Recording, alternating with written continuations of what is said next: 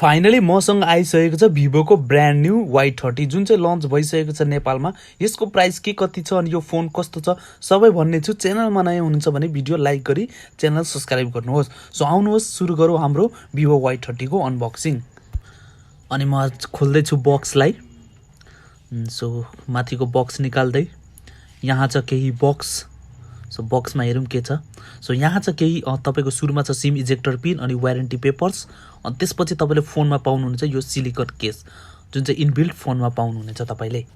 अनि यहाँ छ हाम्रो भिभोको Y30 हेर्न सक्नुहुन्छ व्हाइट कलरमा निकै नै एट्र्याक्टिभ। सो म फोनको र्याप निकाल्दै सो हेर्न सक्नुहुन्छ निकै नै राम्रो कलर 3D ग्रेडियन्टमा साइडमा भिभोको ब्रान्डिङ अनि क्वाड क्यामेरा सेटअपको साथमा। अहिले चाहिँ फोनलाई साइडमा राख्दै हामी हेर्नेछौँ बक्समा रहेको कन्टेन्टलाई। अनि यहाँ चाहिँ पाउनुहुन्छ तपाईँले आइएमई नम्बर। अनि यहाँ छ तपाईँको चार्जिङ एडेप्टर जुन चाहिँ छ तपाईँको 10 वाटको नर्मल चार्जर जसले गर्नेछ तपाईँको 5000 mAh को ब्याट्रीले चार्ज यसले। अनि यहाँ पाउनुहुन्छ तपाईँले चाहिँ USB A to Type C cable. अब कुरा गरौँ हामी यही भिभो Y30 को बारेमा। सो हेर्न सक्नुहुन्छ निकै नै एट्र्याक्टिभ। सो ढिला नगरीमा फोनलाई गरिहाल्छु बुट। सो फोन भइरहेछ बुट। सो हेर्नु सक्नुहुन्छ भिभोको ब्रान्डिङ अनि तल लेखिएको छ power by Android. So phone भइरहेछ बुट। तबसम्म हामी यसको हेरौँ फिजिकल ओभरभ्यू।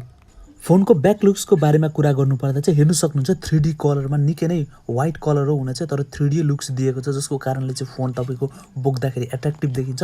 तलपट्टि हेर्दा चाहिँ 3.5mm को अडियो ज्याक पाउनुहुन्छ। त्यसपछि छ तपाईँको प्राइमेरी माइक्रोफोन अनि USB टाइप सी पोर्ट अनि साथमा केही स्पिकर ड्रिलहरू।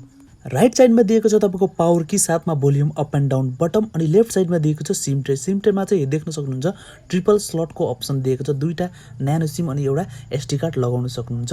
माथिपट्टि चाहिँ त्यस्तो केही पनि दिएको छैन। फोनको ब्याक लुक्स मैले अघि पनि भनिसकेको छु निकै नै एट्र्याक्टिभ छ।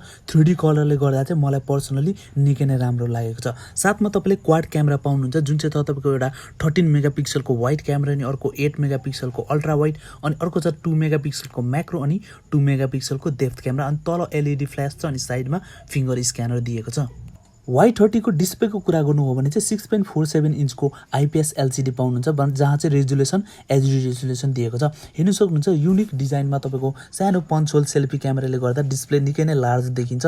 6.47 इन्च भए पनि गेमिङहरू लागि चाहिँ भिडियो हेर्न चाहिँ निकै नै राम्रो डिस्प्ले साइज मानिन्छ यसलाई अनि राम्रो पनि देखिरहेको छ। सेल्फी क्यामेराको कुरा गर्नुपर्दा सानो पन्च होल डिजाइनमा साइडमा दिएको छ 8 मेगापिक्सलको रहेको छ। अब लागौँ हामी सफ्टवेयर प्रोसेसरकोतिर। भिभो Y30 को सफ्टवेयर प्रोसेसर हेर्नुपर्ने हो भने चाहिँ यसमा तपाईँले OS एन्ड्रोइड 10 पाउनुहुन्छ। साथमा भिभोको फन टच 10 दिएको छ। चिपसेटमा mediatekको helio P35 दिएको छ जुन चाहिँ अक्टा कोर प्रोसेसरमा रहेको छ। गेमिङको लागि त्यस्तो राम्रो चाहिँ मानिँदैन यो फोनलाई। यतिको प्रोसेसरलाई चाहिँ हामी गेमिङ फोन भन्दैनौँ किनभने अहिले धेरै यो प्राइस रेन्जमा धेरै राम्रो प्रोसेसर भएको फोनहरू पाइरहेछ मार्केटमा।